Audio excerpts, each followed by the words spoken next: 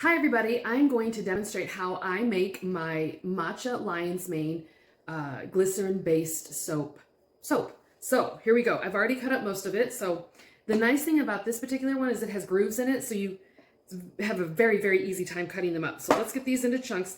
Now, a lot of recipes will call for you to microwave them. I was microwaving my soap base when I very first started several months ago, but I find that, and it could just be me, I think the ingredients actually blend better when you do it on the stove. So that's what I'm going to do. So we're going to pop it into here. We have about a pound of the glycerin soap that's going in here. It's literally just under a pound. Now, what I did was I always try to measure or to, get the amount that it is. So this is my little handy dandy soap. It gives me the unit of pounds, like how much it is and everything. I try to work with a pound or a half a pound usually because that seems to be the easiest. Okay, so what we're gonna do, I've got on the stove here, I've already got my water going. It's nice and warm. You don't want it too hot. The hotter it is, I feel like the soap comes out worse. So I'm gonna put it in. There is about 1.5 inches of water in here. I'm gonna put this in here, and then what I'm gonna do is I'm gonna stir it for quite a while.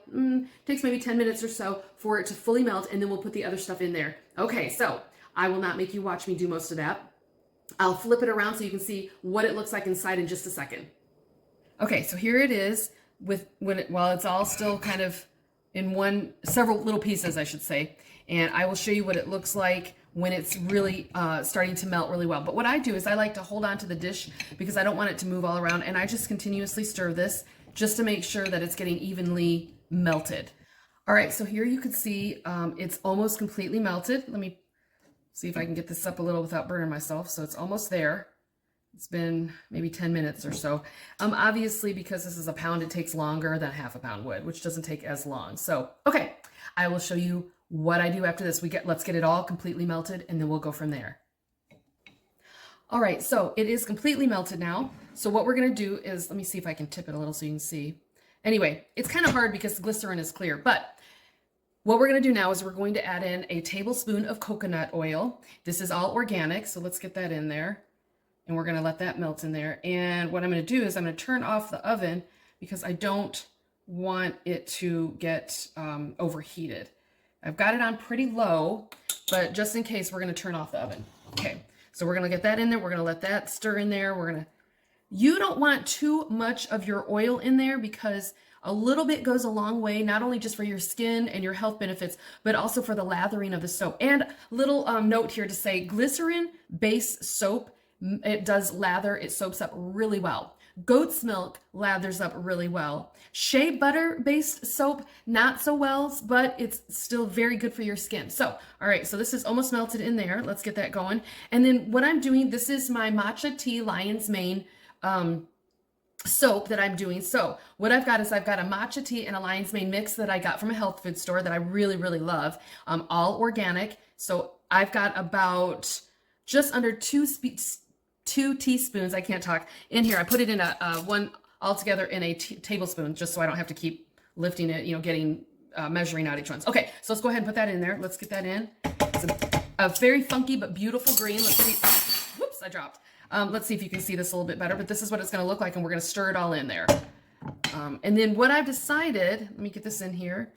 By the way, I use, to mix everything together, I do like to use a wooden spoon a lot, but because I'm trying to show you guys how to do this and do it quicker than normal, I'm using a spatula. So you just want to break up all the little pieces in here, the big pieces in here.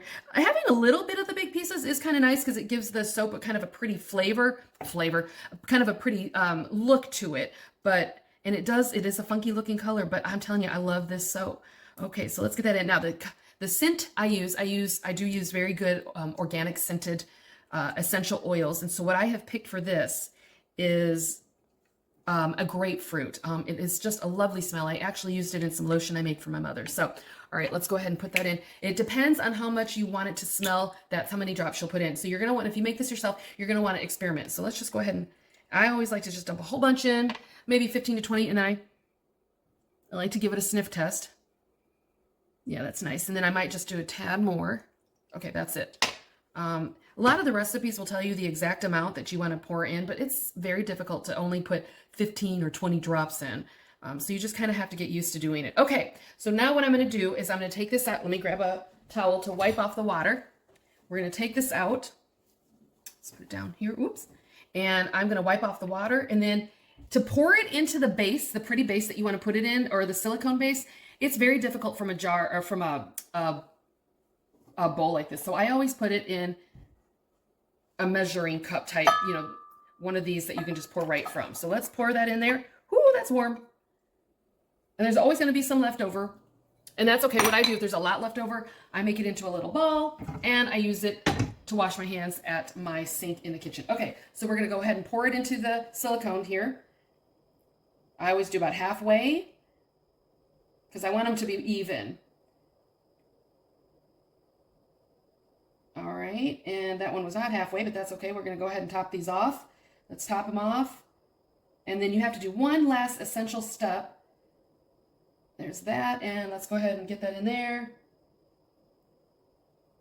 Let me grab the spatula, try to get a little bit more in.